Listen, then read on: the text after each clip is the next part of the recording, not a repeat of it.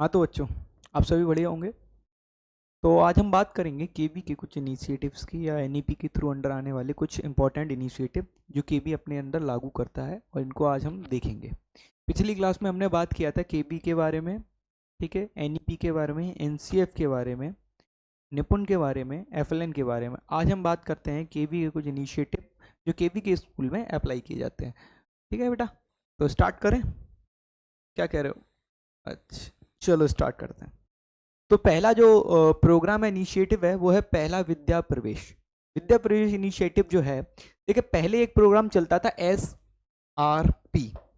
क्या चलता था? SRP, that is mean school readiness programme.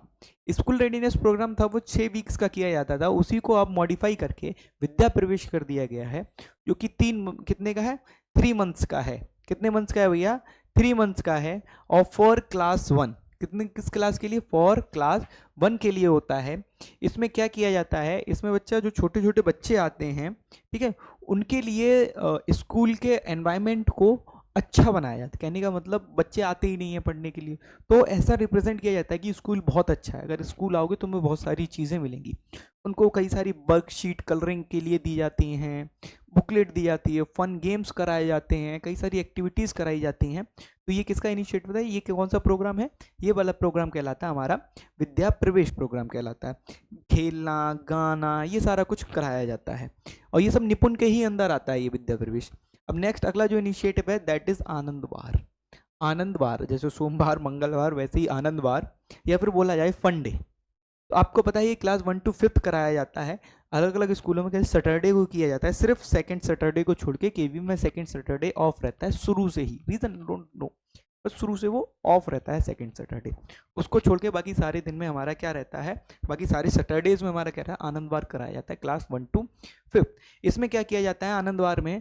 To enhance, कहने का मतलब बच्चों को हिडन टैलेंट को इन्हेंस करने के लिए कराए जाते हैं। हिडन टैलेंट को इन्हेंस करने के लिए कराए जाते हैं। इसमें किसी भी प्रकार की उस दिन टीचिंग नहीं होती है, और इसमें क्या कराया जाता है? बच्चों को क्राफ्ट कराए जाते हैं, आर्ट कराया जाता है, डांस कराया जाएगा, सिंग कराया जाएगा। ठीक है, यानी कि टोटल उनका वो फंडे में क्रिएट कर दिया जाता है ना। कुछ बच्चे होते हैं जिनके अंदर हिडन टैलेंट होता है, जो पढ़ने में थोड़ा सा स्लो होते हैं, बट अदर एक्टिविटी में बहुत अच्छा होता है। जैसे उनकी शायद क्राफ्टिंग स्किल्स बहुत अच्छी होती है, आर्ट बहुत अच्छी होती है। तो उस सब चीज़ों को देख के, ठीक है, तो एक डे बनाया गया, फन डे, आनंदवार बनाया गया। और आनंदवार से बच्चों का इनिशिएटिव ये रहा, मतलब केवी का इनिशिएटिव ये रहा, ताकि कि जो हिडन टैलेंट है उसको उसको बाहर लाया जाए और उसको इन्हेंस किया जाए। और ध्यान रखना, ये आनंदवार या फन डे ये 2018 से स्टार्ट हुआ था। अगर आपसे ईयर पूछी जाए, दैट इज मीन 2018 से स्टार्ट हुआ था। अब कोई क्लियर नहीं है भैया कि ये 13 तारीख कहने का मतलब वहाँ से स्टार्ट हुआ, कहाँ से 13 मतलब टोटल अगर इसके बारे में, डेट के बारे में अगर बात की जाए तो 13 अप्रैल 2018 से स्टार्ट हुआ है, बट ईयर याद रखो, दैट इज सफिशियंट। अब हम बात करते हैं कि आनंदवार में और क्या क्या चीज़ें होती हैं, कहने का मतलब और आनंदवार के अलावा और क्या क्या चीज़ें होती हैं। तो आनंदवार आपको समझ में आया, विद्या प्रवेश आपको समझ में आया, ठीक है। मैक्सिमम भैया एक ऐसा करो, इस वीडियो को लाइक शेयर करो, मैक्सिमम लोगों तक पहुंचाओ, जितनी ज़्यादा से ज़्यादा हो सके उन लोगों तक इसको प्लीज़ पहुंचा दो, ताकि कि ये हेल्प कर सके। नेक्स्ट अगला हम बात करें, that is been very important, CCA, co curricular activity, और एक होता है CCE। ठीक है, CCE की फुल फॉर्म क्या है कमेंट सेक्शन में बताओ। तो अब हम बात करते हैं पहले CCA, को कैरिकुलर एक्टिविटीज़। देखिए को कैरिकुलर एक्टिविटीज़ क्या होती हैं? को कैरिकुलर एक्टिविटीज़ बच्चे वो होती हैं जैसे कि कोई डांस, सिंगिंग, ये भी क्या आता है? को कैरिकुलर एक्टिविटीज में आता है। इसमें क्या किया जाता है? ये स्पेशल इसलिए होता है, देखो आनंदवार में बच्चों के हिडन टैलेंट को एनहेंस मतलब निकाला गया, वहां से पता चला हाँ ये वाला बच्चा कि डांस करना अच्छा जानता है, ये वाला बच्चा क्राफ्ट करना अच्छा जानता है। अब हम उसको इनहेंस करते हैं किस एक्टिविटी के अंदर? को कैरिकुलर एक्टिविटीज के अंदर। इस प्रोग्राम के अंदर हम उस बच्चे के टैलेंट को क्या करेंगे? इनहेंस करेंगे, यानी कि उसकी जो स्किल है उसको हम क्या करेंगे? और अच्छा बनाएंगे। और ये एक्टिविटी जो होती है वो भैया हाउस वाइज एक्टिविटीज होती हैं। आपको पता है केवी में कितने हाउस होते हैं? बताइए भैया, कमेंट सेक्शन में बताइए। स्टार के बारे में आप लोगों ने सुना है? स्टार को हाउसेस से भी रिलेट किया जाता है आपके, और भी किस चीज़ से रिलेट किया है? कमेंट सेक्शन में बताएं, मुझे बताएं कि केवी में कितने हाउसेस होते हैं। मास पार्टिसिपेशन होता है इसमें, ठीक है, कि मास पार्टिसिपेशन का मतलब ग्रुप पार्टिसिपेशन भी होता है ना। इन चीज़ों पे ये ध्यान दिया जाता है। नेक्स्ट दैट इज अगला इनिशिएटिव है केवी का, वो है grand parent day. Grand parent day यानी ग्रैंड पेरेंट आपके मैटरनल भी होते हैं, ठीक है, पैटर्नल भी होते हैं, कहने का मतलब दादा दादी भी हो सकते हैं, नाना नानी भी हो सकते हैं। तो बच्चों के नाना नानी या दादा दादी को बुलाया जाता है ताकि कि क्या हो, बच्चों से उनका एक हेल्दी रिलेशन बिल्ड हो, हेल्दी रिलेशन बिल्ड हो, बच्चे अपने नाना नानी या दादा दादी से घुल मिल के रहे, एक रिलेशन, हेल्दी रिलेशन बिल्ड हो, और उनके व्यूज़ से बच्चे भी सीखें और टीचर्स यानी कि केवी हम लोग टीचर्स भी उनके व्यूज़ से, उनके आइडियाज़ से सीखें कुछ, और बच्चों में मोरालिटी, कुछ कहने का मतलब मोरालिटी की भावना भी आई। तो ये किस डे सेलिब्रेट किया जाता है? Grand parent day. और ये सेलिब्रेट किया जाता है on the foundation day of KV. और आपको बताया था जिस कब केवी स्टेब्लिश हुआ, that is 15th of December को स्टेबल हुआ, तो वही उसका फाउंडेशन डे है। और उसी दिन आपका क्या मनाया जाता है? ग्रैंड पेरेंट डे मनाया जाता है, to build a healthy relationship, to share the ideas and morals. कहने का मतलब उनके जो आइडियाज हैं, मोरल्स हैं, उनको शेयर किया जाए, इन सब चीज़ों के लिए भैया ये डे मनाया जाता है। नेक्स्ट अब बात करें, मैंने सीसीई अभी आपसे पूछा था, कंटिन्यूस एंड कॉम्प्रिहेंसिव एवोल्यूशन। भैया ये एक्टिविटी बेस्ड होता है, आरटीई से लागू हुआ। कहने का मतलब कि बच्चों का जो असेसमेंट है, ठीक है, वो कंटिन्यूस एंड कॉम्प्रिहेंशन बेस्ड रहे। कंटिन्यूस में देखिए दो टाइप के असेसमेंट एवोल्यूशंस आते हैं, असेसमेंट्स आते हैं आपके, एक फॉर्मेटिव और सबमिटिव। तो आप मुझे बताएंगे कि पूरे साल में कितने फॉर्मेटिव असेसमेंट होते हैं, कितने सबमिटिव असेसमेंट होते हैं, इस चीज़ को आप मुझे बताएं। और सीसी ये क्या है भैया? ये बच्चों के एवोल्यूशन के लिए है। कहने का मतलब ओवरऑल कंटिन्यूस यानी कि बच्चे का, जैसे ना बोलता है कि मेरे यूनिट टेस्ट हो रहे हैं, मेरी आज ओरल टेस्ट है, मेरी आज सिंगिंग टेस्ट है, मतलब सिंगिंग का कंपटीशन है। तो ये क्या है? ये एक कंटिन्यूस कॉम्प्रिहेंसिव एवेल्युएशन है जो एक शॉर्ट टर्म में कराया जाता है, जिससे कि हमें ये पता लगता रहे कि बच्चा कितना सीख रहा है। नेक्स्ट अगला जो आता है that is back to basic, या कह सको ये दोनों एक साथ एवोल्यूशन के ही टाइप होते हैं, यानी कि चीज़ों को पता करने के कि बच्चा कितना सीख रहा है, क्या कर रहा है, इस चीज़ के बारे में होता है। Back to basic class 1 to 8 के लिए होता है। फोकस किया जाता है on the basic numeracy and reading पे फोकस किया जाता है, ठीक है। इसमें किसकी हेल्प से? आपको टीएलएम, टीएलओ की हेल्प से पता चलता है भैया कि आप कोई भी चीज़ पढ़ा रहे हो, बैक टू बेसिक में कोई भी चीज़ पढ़ा रहे हो, उस बच्चे को क्या करोगे? With the help of TLM, subject की टीएलएम। भैया सब्जेक्ट की टीएलएम याद रखना कि मैथ में याद, आप जैसे कि मान लो डेमो कराने जा रहे हो, डेमो टीचिंग आपने की, आपने मैथ का कोई टॉपिक ले लिया और आपसे पूछा जाए इस वाले मैथ के टॉपिक का टीएलएम क्या यूज़ करेंगे, तो आप ये मत कहते ना सर मैं बोर्ड यूज़ करूंगा, सर मैं चौक यूज, ये टीएलएम है, बट वो टीएलएम प्रॉपर टीएलएम। मैथ में अबेकस है, टेन ग्राफ है, जियोजेब्रा है, ये सारे टीएलएम है मैथ के। तो आप अपने स्पेसिफिक टॉपिक के जो आप पढ़ रहे हो उसके टीएलएम बहुत ज़रूरी हैं, उन टीएलएम को पता करके जाएं। नेक्स्ट उस टॉपिक का टीएलओ क्या होगा? What is mean target learning, ठीक है। ऑब्जेक्टिव ये मतलब टीएलओ क्या होगा, ठीक है। आउटकम क्या होगा, टीचिंग लर्निंग का आउटकम क्या होगा, ये आपको पता होना चाहिए। आउटकम कहने का मतलब आप जो टॉपिक पढ़ा रहे हो उससे क्या निकल के आएगा। जैसे मान लो मैंने बेसिक न्यूमेरेसी कोई पढ़ाई, मैंने गिनतियों का ज्ञान पढ़ाया, तो मैं बच्चों से ये देखूंगा क्लास फर्स्ट में कि हाँ बच्चे ने, मेरा आउटकम क्या होगा, व्हाट इज माय आउटकम, कि बच्चे नंबर्स को पहचानना सीख जाएं कि 1 ऐसे बन रहा है, 2 1 ऐसे बन रहा है, 2 इस तरह बन रहा है। दैट इज मीन कि बच्चों को इस चीज़ का ज्ञान हो जाए क्लास फर्स्ट में, ये मेरा आउटकम है। अगर ये हो जाता है तो दैट इज मीन मेरी टीचिंग बिल्कुल सही है। तो आप हमेशा याद रखें जब आप डेमो करें तो टीचिंग आप लर्निंग आउटकम के बारे में भी ध्यान दें कि आप लिख सकते हैं, स्किल्स लिख सकते हैं, मैंने आपको बताई कॉन्फिडेंसीज लिख सकते हैं, उसके बाद आप अगला आउटकम्स आप बता सकते हैं साइड से। देखो भैया ये केवी में प्रोग्राम जब चलते हैं, जब इंस्पेक्शन होता है तो देखा जाता है कि जो टीचर पढ़ा रहा है वो किस तरह पढ़ा रहा है। तो उस तरह आप देखेंगे कि टीचर एक कॉलम बनाता है जिसमें अपने आउटकम भी लिखेगा और वो भी लिखता है, कहने का मतलब कॉम्पिटेंसीज की क्या होती हैं, क्या यूज होती हैं, ठीक है। इसमें देखो LAT होता है, LAT की फुल फॉर्म कितने लोगों को पता है भैया, बताओ LAT, what do you mean by LAT? जो LAT होता है that is mean learning achievement test होता है। और learning achievement test subjective base भी हो सकता है, किसी कॉम्पिटिटिव बेस भी हो सकता है, वो टीचर्स अपने हिसाब से लेते हैं, जिसमें से L1 L2 L3 3 ग्रुप बनाए जाते हैं बच्चों के। यानी कि जो सबसे स्लो रीडर्स होते हैं वो L3 में आते हैं, L2 में उससे सही आते हैं और L1 में उससे और अच्छे आते हैं। कहने का मतलब हमारा ये टारगेट रहता है कि जो बच्चे L1 है उन्हें L2 तक पहुंचाना और L2 वाले बच्चों को L1 तक पहुंचाना, ये हमारा टारगेट रहता है। और इसमें A1 और A2 दो कॉन्फ्रेंस वो भी रहते हैं आपके ग्रुप, जिसमें आपको पता है कि A1 वाले जो रहते हैं, ठीक है, वो क्लास 1 to 5 जैसे ना मॉड्यूल्स रहते हैं, A1 A2 मॉड्यूल। तो आप जैसे कोई मॉड्यूल देखेंगे, केवी के मॉड्यूल होते हैं, आप सर्च करेंगे मॉड्यूल्स ऑफ केवी, ठीक, फॉर क्लास 1, तो उसमें होगा EVS, ठीक है, और A1 लिखा होगा, दैट इज मीन वो किस क्लास के लिए मॉड्यूल होगा, 1 और 2 के लिए। A2 लिखा हो तो 3 और 5 तक के लिए वो क्या रहता है, मॉड्यूल रहता है। होपफुली कि आपको ये सब समझ में आ रहा होगा। नेक्स्ट अगले हम बात करें, दैट इज मीन निष्ठा, ठीक है। निष्ठा का फुल फॉर्म क्या है, national initiative for school heads and teacher holistic advancement. निष्ठा प्रोग्राम 3 पार्ट्स में डिवाइड किया गया है, या 3 उसके वर्जन बोल सकते हैं, टीचर ट्रेनिंग प्रोग्राम है, ठीक है। निष्ठा 1.0, 2.0 और 3.0। कौन कौन सा, 1.0, 2.0 और 3.0।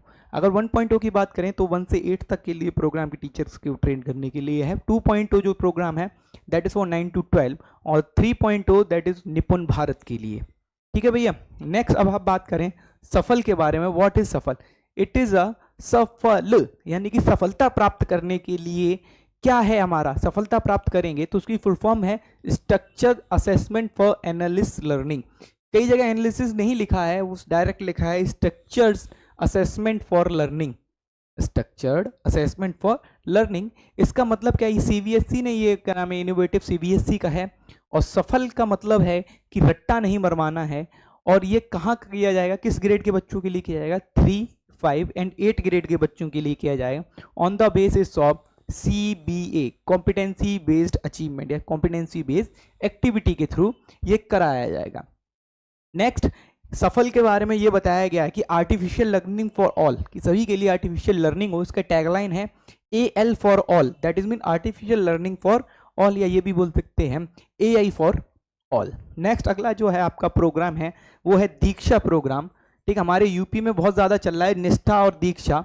आप अगर यूपी से बिलोंग करते हैं तो यूपी से आप इस चीज़ को देख के जाएं कि कौन कौन सी एजुकेशंस की इंटरव्यू में आपसे पूछ सकता है कि आपके यूपी में, आप जिस स्टेट से जा रहे हैं उस स्टेट में भैया कौन कौन सी एजुकेशन की नई नई पॉलिसीज अप्लाई हो रही है, कौन कौन सी नई स्कीम्स अप्लाई हो रही है, जिसमें से एक स्कीम है आपकी दीक्षा स्कीम। दीक्षा का फुल फॉर्म है digital infrastructure for knowledge sharing, digital infrastructure for knowledge sharing, जो प्रोवाइड करता है क्या, ई कंटेंट को प्रोवाइड करता है, ठीक है। गवर्नमेंट ऑफ इंडिया का इनिशिएटिव है ये, कंटेंट प्रोवाइड करता है for the teacher, student and parents. Covid के टाइम ये इनिशिएटिव शुरू किया गया था, ठीक है। नेक्स्ट अगला देखते हैं, अगला आपका जो इनिशिएटिव है वो जादुई पिटारा है। 3 to 8 ईयर के बच्चों के लिए काफ़ी इंपॉर्टेंट रहता है, ठीक है। आगे भी बढ़ाया है क्लास 1 to 2।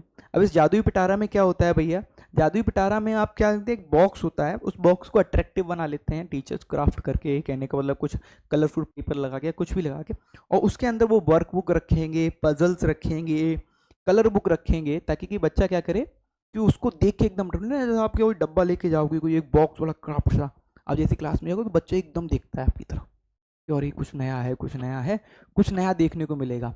तो इस चीज़ से क्या होता है, आपकी क्लास अच्छी हो जाती है और आपका पढ़ाने का तरीका जो वो इन्हेंस हो जाता है, ठीक। नेक्स्ट है बाला, अगला इनिशिएटिव है बाला, बिल्डिंग एज लर्निंग एड्स। देखिए बाला में कुछ नहीं होता, बाला में क्या होता है कि जो आपके इंफ्रास्ट्रक्चर है, बिल्डिंग इंफ्रास्ट्रक्चर है, उसकी वॉल्स को कलर कर दिया जाता है, और वॉल्स को कलर करने के बाद उनको अट्रैक्टिव बना देना। जैसे वॉल्स पे टेबल लिख देते हैं, वॉल्स पे वाटर वगैरह का साइकिल बना देते हैं, या फिर वॉल्स पे कुछ भी कोई मोरल स्टोरी लिख देंगे, या वॉल्स पे कहीं शेर और चूहा बना देंगे, स्टोरी नैरेट करती हैं। यानी वॉल्स खुद ही जो बिल्डिंग्स रहती हैं ना, वो किसकी तरह वर्क करती हैं, लर्निंग एड्स की तरह वर्क करती हैं, ठीक। नेक्स्ट है ECCE, भैया ये आपका जो प्रोग्राम है वो निपुण और FLN के अंडर आता है। निपुण एंड FLN, आपको बहुत अच्छे से पिछली क्लास में निपुण और FLN बताया था मैंने, अर्ली चाइल्डहुड केयर एजुकेशन, कहने का मतलब बाल वाटिका में आए हुए बच्चों का, ठीक है, केयर एंड एजुकेशन के ऊपर ध्यान देना, उनको पढ़ाना। FLN में आपको मैं बता ही चुका हूँ। नेक्स्ट है PM श्री स्कूल, अगली योजना जो है वो PM श्री स्कूल है। And what is PM Shri school, ये आप लोग बताएं भैया। PM श्री स्कूल कुछ नहीं है, इसमें क्या किया गया है, इसमें 14,500 स्कूल को अपग्रेड करने की एक नई स्कीम लाई गई है, जिसमें से वो स्टेट के भी स्कूल हो सकते हैं, ठीक है, KV स्कूल भी हो सकता है, या फिर आपके कोई भी गवर्नमेंट स्कूल कुछ भी हो सकता है, PM श्री स्कूल, ठीक है, जिसमें क्या किया जाता है, उन स्कूलों को अपग्रेड किया जाएगा। नेक्स्ट आगे बात करें, दैट इज मीन शाला दर्पण, ये भी क्या नाम है आपकी KV की एक इनिशिएटिव है, केवी का एक प्रोग्राम है साला दर्पण डिजिटल इंडिया मिशन। कहने का मतलब ये क्या है, साला दर्पण डिजिटल इंडिया मिशन है। और इस साला दर्पण में क्या होता है भैया, क्वालिटी ऑफ लर्निंग इनहेंस, यानी का मतलब कि जो लर्निंग की जो क्वालिटी है उसको इनहेंस करना है। और उसमें क्या होता है कि एक साइट है केवी की, अगर जैसे केवी साला दर्पण डालेंगे तो एक साइट खुल के आएगी जिसमें से ना बच्चों का रिकॉर्ड रहना, उनको टीचर्स का रिकॉर्ड रखना है। कहने का मतलब स्टाफ अपना भी रिकॉर्ड रख सकता है, अपने बच्चों का भी रिकॉर्ड रख सकता है, और पेरेंट अपने बच्चों के उन रिकॉर्ड्स को, कहने का मतलब पेरेंट जैसे वहाँ लॉगिन करेंगे या पेरेंट वहाँ पर अपना रिकॉर्ड वगैरह देखेंगे ना, तो वहाँ पर उनको पता चल जाएगा उनका बच्चा कितना परफॉर्म कर रहा है, क्या कर रहा है ना, इन सब चीज़ों के बारे में ये आपका साला दर्पण है। नेक्स्ट इज दर्पण। इसमें क्या है कि रूरल एरियाज जो है उनको एम्पावर करना, कहने को रूरल एरिया तक हर चीज़ को पहुंचाना। नेक्स्ट अगले जो है तो केवीएस उड़ान। केवीएस उड़ान क्या है, ये केवी का कैरियर गाइडेंस प्रोग्राम है, ठीक है ना। बच्चा जैसे ना केवी में 10th कर लिया था, 12th कर लेता है, या केवी में 10th करने के बाद वो अपनी स्ट्रीम चूज करेगा या क्या करेगा, तो ये किस प्रोग्राम के इनिशिएटिव के अंदर बच्चों की हेल्प की जाती है, वो केवीएस उड़ान के अंदर इनिशिएटिव। और जो तरुण उत्सव है ये भी भैया ध्यान रखना, इसमें भी बच्चों को कैरियर गाइडेंस दी जाती है। कहने का मतलब जैसे 10th करने के बाद बच्चों की समर वैकेशन छुट्टी हो जाती है, एक लंबा गैप हो जाता है, तो उस गैप के अंडर बच्चों से कुछ एक्टिविटी कराई जाती है, कैसी भी कोई एक्टिविटी होगी, ऐसे राइटिंग की या कोई भी कॉम्पिटिशन की। कहने का मतलब टीचिंग यानी कि स्टडी से, यानी कि शिक्षा से जुड़े रहने के तरीके हैं, वो कराए जाते हैं किस प्रोग्राम में, तरुणोत्सव के अंदर कराए जाते हैं। नेक्स्ट है छूलो गगन। छूलो गगन प्रोग्राम जो है, छू लो गगन, कहने का मतलब जो बच्चा, जैसे कि मान लो कोई बच्चा साउथ में है, कोई कंपटीशन नॉर्थ में हो रही है, अब वो बहुत दूर है, उसे पहुंचना है, तो टाइम भी ज़्यादा ना खर्च हो, बच्चा थके भी ना, तो उसको बाई एयर ट्रैवल कराया जाता है। लेकिन इसके लिए एक चीज़ याद रखें, बाई एयर ट्रैवल तभी कराया जाएगा जब दो सिटीज़ के बीच की डिस्टेंस 500 किलोमीटर से ज़्यादा होगी, या फिर छूलो गगन योजना किसी बैड वेदर कंडीशन से, जैसे कि मान लो ट्रेन वगैरह कैंसिल होगी, तब यूज़ की जा सकती है, ठीक है, या कोई नेशनल हैजार्ड हो गया, तब ये छूलो गगन योजना को यूज़ किया जाता है भैया, ठीक है। नेक्स्ट अगली अगर योजना के बारे में हम बात करें तो अगली योजना है आपकी मिड डे मील, जो अभी पीएम पोषण हो गया है। ये आपसे यहाँ से क्वेश्चन बनता है कि मिड डे मील योजना अच्छी है या बुरी, मतलब कहने का मतलब बेनिफिशियल है या नहीं। यदि बेनिफिशियल है तो केवी की स्कूल्स में क्यों नहीं चलती, ये भी भैया मिड डे मील योजना नहीं चलाते हैं ना, बाकी यूपी के स्कूल्स में तो मिड डे मील चलता ही है, बहुत अच्छे से पता है, उसका नाम चेंज करके क्या कर दिया गया है। नेक्स्ट भाषा संगम। भाषा संगम प्रोग्राम के अंडर समझना कि अलग अलग लैंग्वेज को, जो 22 डिफरेंट लैंग्वेज हैं, है ना, उनको बच्चों तक क्या करना कि कुछ ना कुछ जनरल कम्युनिकेशन के लिए कुछ वर्ड्स का बच्चों तक ट्रांसफ़र करना, कहने का मतलब उन्हें सिखा देना, जिसके वजह असेंबली में भी कुछ डिफरेंट लैंग्वेज के वर्ड्स या सेंटेंसेस बोले जाते हैं, हर रोज़ असेंबली में बच्चा सीखता है। नेक्स्ट पीएम ई विद्या। ई विद्या से ही आप समझ में आ रहा होगा व्हाट इज़ ई विद्या। ई विद्या एक पोर्टल होता है जिसपे क्या होता है कि बच्चा मतलब ऑनलाइन कुछ चीज़ों को सीख सकता है। इसके अंदर ये बोला गया है 1 क्लास 1 चैनल, 1 क्लास 1 चैनल और 12 BTS चैनल को इसमें चालू किया गया है पीएम ई विद्या के अंदर। Next is art integrated learning, AIL। What is art integrated learning, ये क्लास 1 और 2 के लिए है, उसमें का प्रोग्राम है, विद्या प्रवेश के अंडर आता है आर्ट इंटीग्रेटेड लर्निंग। इसमें बच्चों को जॉयफुल तरीके से पढ़ाया जाता है और सिखाया जाता है। आशा करता हूं कि मैक्सिमम मैंने आपको सारी की सारी प्रोग्राम्स और इनिशिएटिव के बारे में बता दिया है, और होपफुली मैंने आपको काफ़ी मदद की है। और यदि ऐसा है, ठीक है, तो बच्चा आप ज़्यादा से ज़्यादा इस वीडियो को शेयर करें, लाइक करें, ठीक है, सब्सक्राइब करें, ज़्यादा से ज़्यादा लोगों तक भेजने का काम करें। आपको ये वाली PDF हमारे टेलीग्राम चैनल पे भी मिल जाएगी, ठीक है, टेलीग्राम चैनल है हमारा TMS आगरा डालें, और लिंक दी गई है, उस लिंक से भैया एक बार लॉगिन कर लेना, ठीक है। उम्मीद करता हूँ आप सभी को ये हमारी वीडियो अच्छी लगी होगी, ठीक है, बहुत बहुत धन्यवाद।